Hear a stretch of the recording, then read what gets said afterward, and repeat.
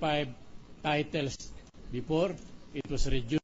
minus 3 of the namesake of the son-in-law, Yes. minus the canceled titles became 21 per Senator Recto's interpellation, who own it. To very briefly to that point raised by defense counsel, just one sentence statement, Your Honor. Please proceed. Yeah, the properties. It was mentioned by the defense counsel that from 45 it's down to 5 properties.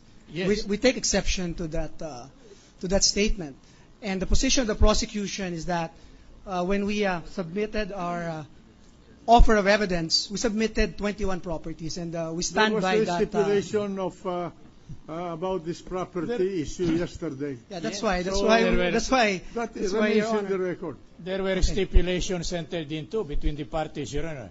And Yes. they agreed to the cancellation or disregarding the other properties in the name of other persons, Your Honor. That's my computation, that there are only 5. But if the evidence will show other properties, then we will meet that with our own evidence. It cannot be met by mere manifestation. There were 45 in the beginning, then a reduction of 17, which was 1 reservation, then 12 with 4 reservations, then 16 left, plus 5 reservation, 21.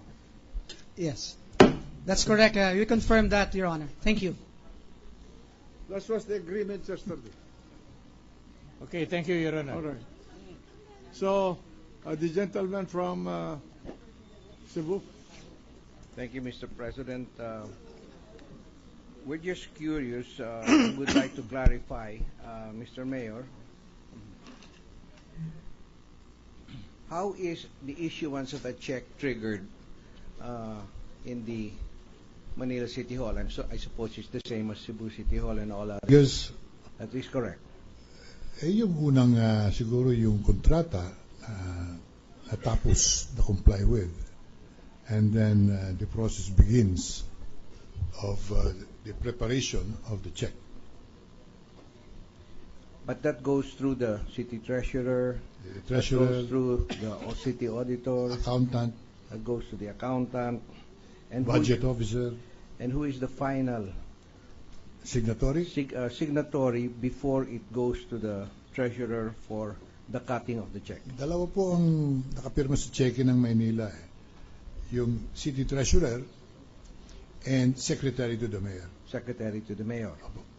So, ito pong check na po ito, sino ho magdi-decide kung ang vendor ay Basa Guidotti Enterprises at ang City treasurer na po yun. Sila po ang final preparation.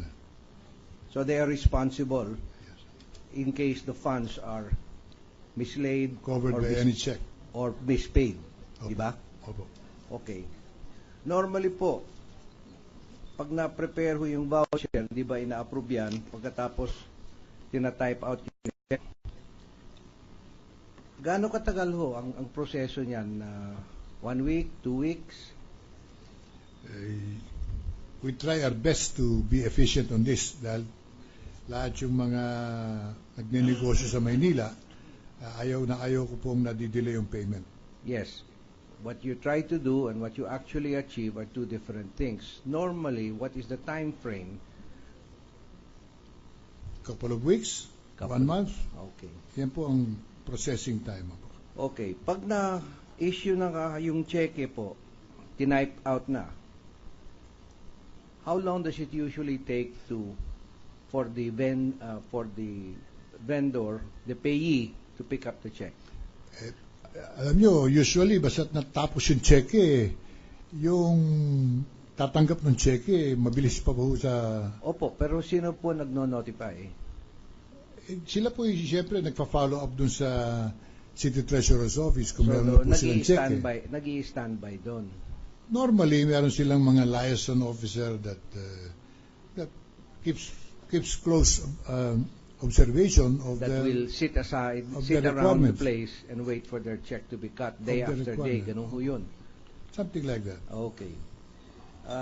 Kasi na-notice ho namin that the check was dated June 5, 2001, and it was deposited on June 5, 2001. So, yung pinakita ko ito po sa mga kaibigan ko sa local government, sabi nila, you must have a BIP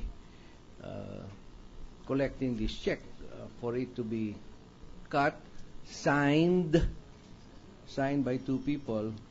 Muna, tatlong pong, there are 3 initials po dito, no? Signature verified, check, approved. So, tatlo yon. Pero mga initials lang po yon. Pagkatapos, 2 signatures. Liberty Toledo, City Treasurer, at Emmanuel Season, Secretary to the Mayor. That normally will not take 1 day, as you say. Ngunit, but that Yung pagkakash po ng cheque o pagdideposito nun, siyempre, pagtanggap nila tama po yan, pero tinatanong ko lang kung gaano katagal ho kumuha ng 3 initials at 2 signature. That will usually not be finished in 1 day kasi nakatambak ho yan, di ba? I have seen this. I've worked in City Hall before. My brother has been in City Hall for several terms, and you yourself. And when they bring around a batch of checks for you to sign, I know it's about 12 inches high. And that's at a time. Pagtapos mo dyan, meron pa. So, tuwang-tuwa po ako na the efficiency of City Hall, City Treasurer, Secretary to the Mayor, issue. If there is anything we would like to pride ourselves with administrasyon. Talagang sobrang bilis. Hindi po naiinip ang mga supplier at mga kontratista sapagkat maigpit po ako dyan. Pagka lahat okay na... Hindi ho ito diniliver pa sa Malacanang. Hindi po naman siguro. Alam po ninyo, itong land bank project sa Malacanang, nasa loob ng Malacanang ho yan, di ba? Uulitin ko po na... Sa Mabini branch, sa Mabini Hall yata sila noon, no? Yung insinuation na special treatment ang nakuha nitong mag-asawa o pamilya o korporasyon, I will totally, flatly deny that. Ako po'y kontrapartido nun eh. Ako po'y nanindigan kay Pangulong Erap. Hindi po ako sumama sa EDSA 2. Ako po, katangi-tangi siguro na nasa Malacanang at the last moments of the Erap administration in defense of the Constitution because I believe that what was happening was illegal. Kaya masama po ang loob ko sa administrasyon nun. Hindi ko po sila tinatanggap. And it was a public knowledge that President Arroyo was worried about the city of Manila because the mayor was not in support of her administration. And many times they even tried getting me into their fold, and I refused because I thought it was an illegal government.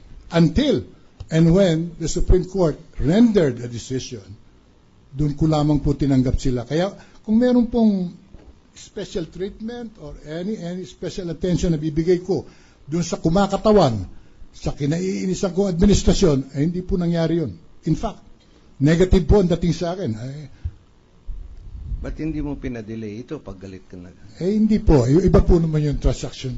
Yung transaksyon opisyal, opisyal. Yung personal, nanatili po ako sa piling ni Pangulong Erap. Ngunit, sa panahon na yon, ano pang posisyon ni Justice Corona? Wasn't he Chief of Staff of... At that time, no, he was not Chief of Staff. As far as my knowledge is concerned... He was Chief of Staff of... at the time? Malacanang. When I first got to know them, they were Attorney and Mrs. Corona. And at that point in time, I definitely was not following up on his role. But the negotiations for this started in January? No, it started in 1999. I see. So yes, he was then outside of government and became Chief of Staff when Gloria Arroyo became President. Well,